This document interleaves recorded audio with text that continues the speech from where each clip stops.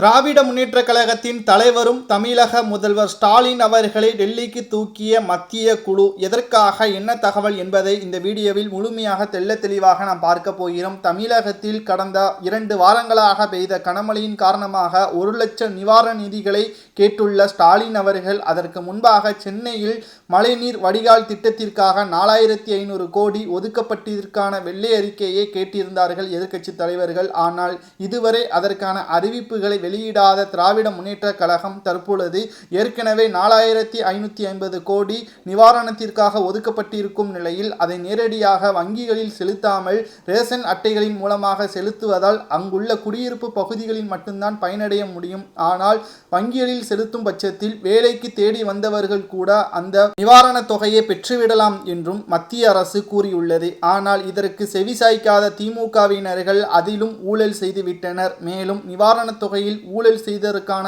ஆதாரங்கள் அனைத்தையும் சேகரித்த மத்திய குழுவினர் தற்பொழுது ஸ்டாலின் அவர்களிடம் விசாரணையை மேற்கொள்வதற்காக டெல்லிக்கு அழைத்து சென்றிருப்பது பெரும் பரபரப்பை ஏற்படுத்தியிருக்கிறது. மேலும் ஊழல் செய்யப்பட்டிருப்பது நிரூபணம் செய்யப்பட்டிருந்தால் நிச்சயமாக டெல்லி காவல்துறையினரால் முதல்வர் ஸ்டாலின் அவர்கள் கைது செய்யப்படுவார் என்றும் இது சட்டத்திற்கு உட்படுத்தப்பட்டுதான் கைது நடவடிக்கை மேற்கொள்ளப்படும் என்றும் தகவல்கள் வெளியாகியிருக்கிறது.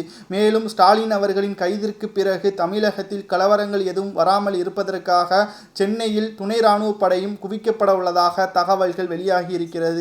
திராவிட முன்னேற்றக் கழகம் 10 ஆண்டுகள் ஆட்சி அமைக்காததை தொடர்ந்து இந்த 5 ஆண்டுகளில் கடந்த 10 ஆண்டுகள் ஆட்சி அமைந்திருந்தால் எத்தனை கோடி ஊழல் செய்ய முடியுமோ அதனை அனைத்தையும் தற்பொழுது செய்து வருகிறது திமுகவினர்கள் என்றும் தற்பொழுது விமர்சனங்களும் பல்வேறு கட்சி தலைவர்களும் குற்றம் சாட்டப்பட்டு வருகிறது. ஏற்கனவே சமீப காலமாக திமுகவின் அமைச்சர்களின் செயல்பாடுகள் குறித்து விமர்சனங்களின் காரணமாக திமுக வருகின்ற நாடாளுமன்ற தேர்தலில் ஆட்சியை கைப்பற்றுவது கடினம் என்று கூறி இந்தியா கூட்டணியில் இருந்து திமுகவை நீக்க வேண்டும் என்று மேற்கு வங்காள முதல்வர் மம்தா பானர்ஜி அவர்களும் இந்தியா கூட்டணியிடம் பேச்சுவார்த்தை நடத்தி வருகிறார். தொடர் தோல்வியும் பிரச்சனைகளும் திமுகவில் தலைவிரித்து ஆடும் நிலையில் நாடாளுமன்ற தேர்தலிலும் சரி சட்டமன்ற தேர்தலிலும் சரி திமுக படுதோல்வி அடையும். அதற்கு பிறகு ஆட்சி அமைப்பதே கடினம் என்றும் விமர்சனம் உட்படுத்தப்பட்டு வருகிறது.